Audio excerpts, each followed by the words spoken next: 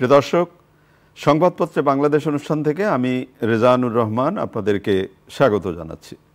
বিভিন্ন জাতীয় দৈনিকে প্রকাশিত খবরের বিশ্লেষণ নিয়ে আমাদের আজকের এই অনুষ্ঠানে অতিথি হিসেবে উপস্থিত আছেন সিনিয়র সাংবাদিক, কবি, আমাদের অনেক প্রিয় মানুষ মাহবুব হাসান। কেমন আছেন? ভালোই বলতে হবে, মানে খারাপ তো বলতে পারি। ব্যাপারটা যেটা হয় যে আমাদের এখানে একটা সংস্কৃতি আছে, দেখা হলেই আমরা জিজ্ঞেস করি কেমন আছেন। এটা একটা ভালো দিক। তো হসপিটালে যখন আমরা রোগী দেখতে যাই তখনও জিজ্ঞেস করি কেমন আছেন, তারাও হাসি মুখে বলি ভালো আছি। না না, এটাই হলো আমাদের সংস্কৃতি। অনেক ধন্যবাদ। পত্রপত্রিকায় প্রকাশিত কয়েকটা শিরোনাম আপনাকে একটু পড়ে শোনাই, তারপর আলোচনায় আমরা যেতে চাই। প্রথম আলো, ইসরায়েল বিরোধী ব্যাপক বিক্ষোভ, গাজায় হামলার প্রতিবাদ, আওয়ামী লীগকে পুনর্বাসন চেষ্টার প্রতিবাদে ক্ষোভ বিক্ষোভ, আওয়ামী লীগের অপরাধের বিচারে ধীর গতি নিন্দনীয়। দৈনিক সমকাল, ঢাকার ফুটপাতে চাঁদাবাজি, সচল কুশীলব বদল, আওয়ামী লীগ নিষিদ্ধের দাবি এনসিপির। তারেক রহমান বললেন, স্বৈরাচারের দোসরদের পুনর্বাসনের সুযোগ দেয়া যাবে না। দৈনিক যুগান্তর, পেশাজীবীদের সম্মানে ইফতার মাহফিলে তারেক রহমান, স্বৈরাচারের দোসরদের পুনর্বাসন নয়, আওয়ামী লীগের বিচার ও নিবন্ধন বাতিলের দাবি, লাগাতার কর্মসূচি এনসিপির। কালের কণ্ঠ, হঠাৎ রাজনীতি উত্তাল, জনমনে উদ্বেগ, ব্যাংককে ইউনূস মোদি বৈঠক নিয়ে সংশয়। বাংলাদেশ প্রতিদিন, হঠাৎ আওয়ামী লীগ বিতর্ক, এনসিপির সংবাদ সম্মেলন, বিচার চলাকালে রাজনীতি নিষিদ্ধ করতে হবে। মানবজমিন, গাজার শিশুরা অভিশাপ দিচ্ছে, স্বৈরাচারের দোসরদের পুনর্বাসনের সুযোগ দেয়া যাবে না। খবরের কাগজ, মাঠ প্রশাসনে মব ভায়োলেন্স আতঙ্ক, স্বৈরাচারদের পুনর্বাসনের সুযোগ দেয়া যাবে না। ইফতার অনুষ্ঠানে তারেক, আওয়ামী লীগের বিচারের দাবিতে এনসিপি টানা কর্মসূচি।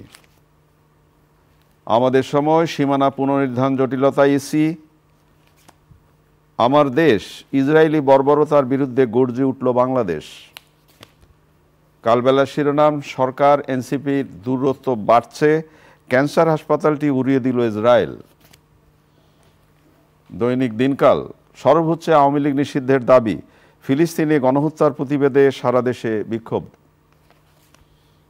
দেশ রূপান্তর, সংবিধান পরিবর্তন সংসদেই, এমন পদক্ষেপ যেন নয় স্বৈরাচার ফেরার সুযোগ পায়।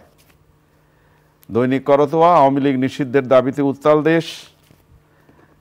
রূপালী বাংলাদেশ, বিক্ষোভে উত্তাল শিক্ষাঙ্গন, আওয়ামী লীগের নিবন্ধন বাতিল করতে হবে। আপনি শিরোনাম শুনলেন। আমি আজকের অনুষ্ঠানের শুরুতেই আপনাকে যে আলোচনাটি করতে চাই, আওয়ামী লীগকে দল হিসাবে নিষিদ্ধ ঘোষণা দাবি উঠেছে এবং বিভিন্ন রাজনৈতিক দল, বিশেষ করে সদ্য আত্মপ্রকাশ করা জাতীয় নাগরিক পার্টি এবং ইনকিলাব মঞ্চ এই দাবি তুলেছে। তো আজকের এই দিনে যে ঘটনাটি ঘটেছিল সেটি একটা আপনাকে পড়ে শোনাই আমি। অগ্নিঝরা মার্চের 22তম দিন আজ। 1971 সালের এই দিনটি ছিল সোমবার। বেলা 11:30টায় বঙ্গবন্ধু শেখ মুজিবুর রহমান প্রেসিডেন্ট হাউসে ইয়াহিয়া খান ও জুলফিকার আলী ভুট্টোর সঙ্গে আলোচনা করেন। 25 মার্চ আবারও অধিবেশন হওয়ার কথা ছিল, কিন্তু ওই দিন 22 মার্চ সন্ধ্যায় সংবাদ মাধ্যমে সেই অধিবেশন বাতিলের কথা উল্লেখ করে বিবৃতি পাঠানো হয়। আজকের দিনে বঙ্গবন্ধু শেখ মুজিবুর রহমান দেশের জন্য যে লড়াইটা করলেন, ঠিক এত বছর পরে আজকের দিনে সেই দলটি নিষিদ্ধ ঘোষণার দাবি উঠেছে। কি বলবেন? এটাকে কিভাবে বর্ণনা করব? এটাই কি রাজনৈতিক কোইন্সিডেন্স? এটাই কি ভবিতব্য? ভবিতব্য না, পৃথিবীটা যেমন গোল না, সমস্ত ইতিহাসও কিন্তু ঘুরে ফিরে আসে। আচ্ছা, এটাই হলো কথা।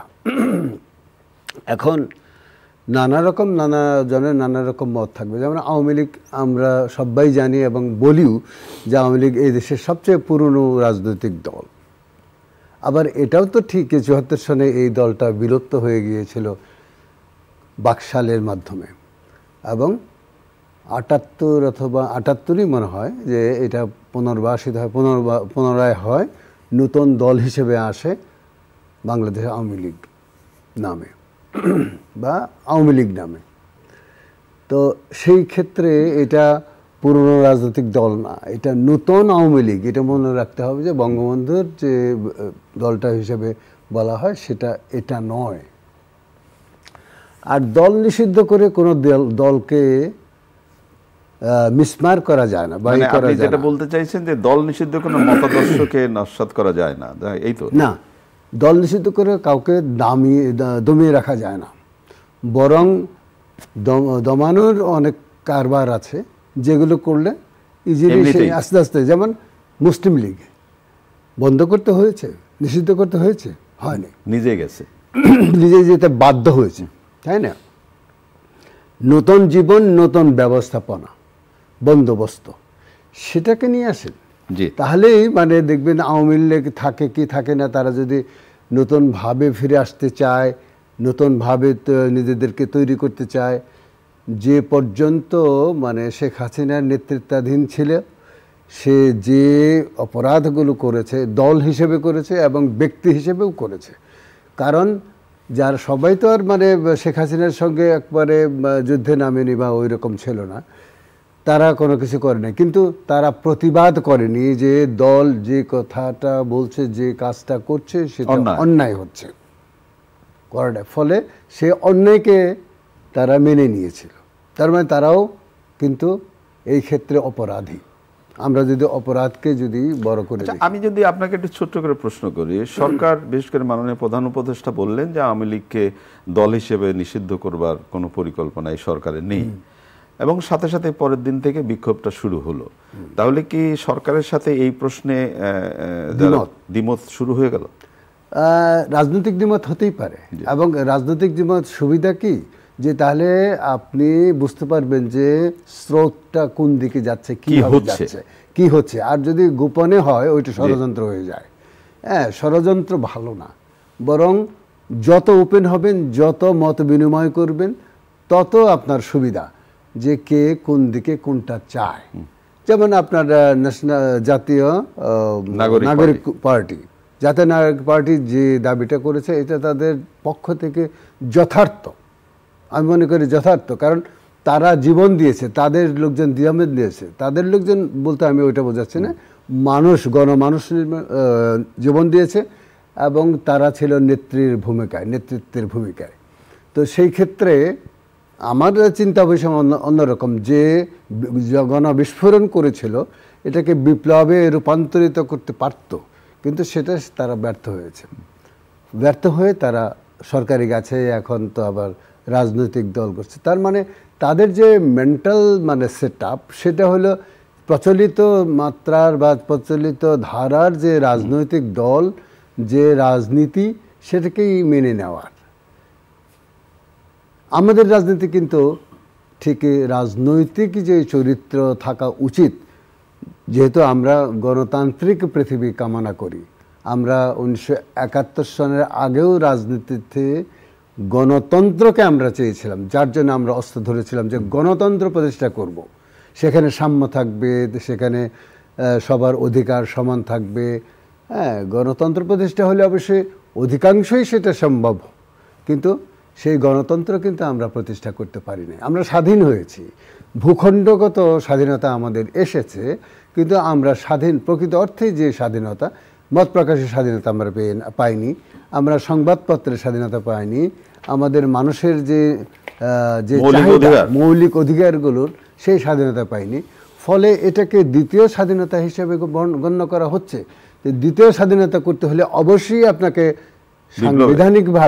সাংবিধানিকভাবে সেটা সংস্কার করতে হবে, এবং যেসব বাধা আছে সেই বাধাগুলো দূর করে নতুন করে চিন্তার যে ক্ষেত্র, তাকে তৈরি করতে হবে। এবং আপনি যত মত মানে গ্রহণ করবেন, যত পথ আপনি বের করবেন বা আনবেন, সেটা আপনার জন্য, আমার জন্য, জনগণের জন্য, দেশের রাজনৈতিক সংস্কৃতির জন্য সেটা ভালো হবে বলে আমি মনে করি।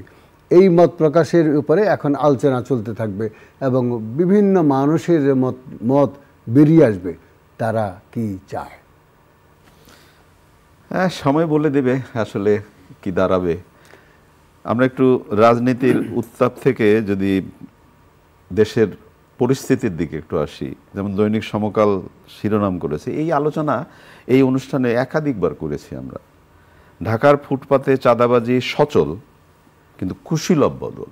আমি একটু ছোট্ট করে পড়ে শোনাই আপনাকে। বগুড়ায় যানজটের নেপথ্যে চাঁদাবাজি, 99 কিলোমিটারে চাঁদার 12টি হাট, এটা চট্টগ্রাম এলাকার বলা হচ্ছে, 12টি ঘাটে চাঁদাবাজি হয়। ফুটপাত মানেই টাকার খেলা, ফুটপাতের দোকানের এখন কোনো নিয়ন্ত্রণ নেই, ফুটপাত থেকে হকার উচ্ছেদ পুলিশের একার পক্ষে সম্ভব নয়। তাহলে কে করবে? এই বক্তব্য হলো বাহলুল আলম, মানে আইজিপি। জি জি, মোহাম্মদ তালেবুর রহমান।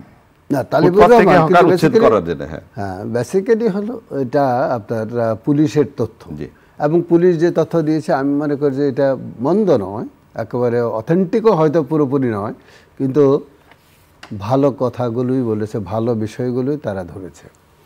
এই চাঁদাবাজি আমাদের রাজনীতিতে, চাঁদাবাজি একটি দুষ্ট খত হিসেবে। আপনি দুষ্ট খতের কথা বললি, চাঁদাবাজির রেটটা কিভাবে বেড়েছে একটু ছোট্ট করে শোনাই আপনাকে।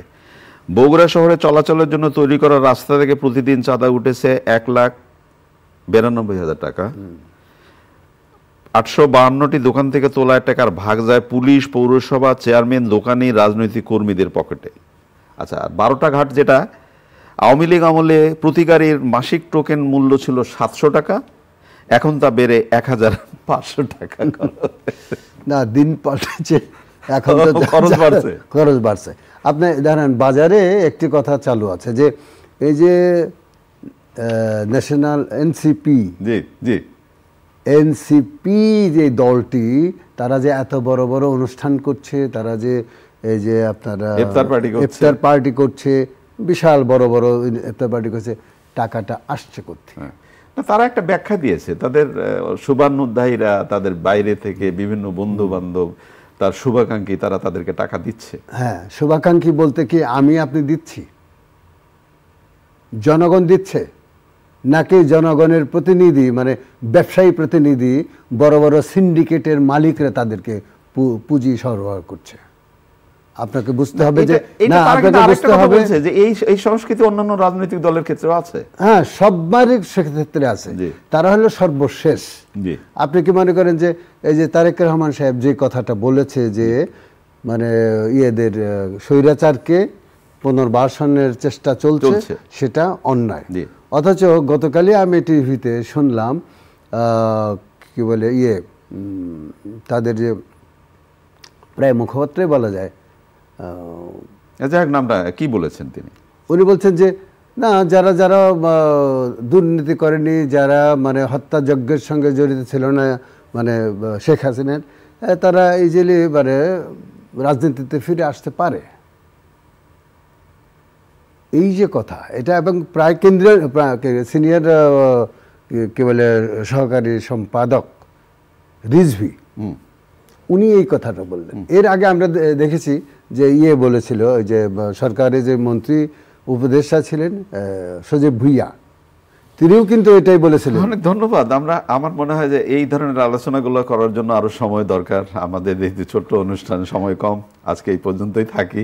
আচ্ছা, প্রিয় দর্শক, আপনারা আমাদের আলোচনা শুনলেন, নিশ্চয়ই আগামীকাল আবার কথা হবে। ভালো থাকবেন, খোদা হাফেজ।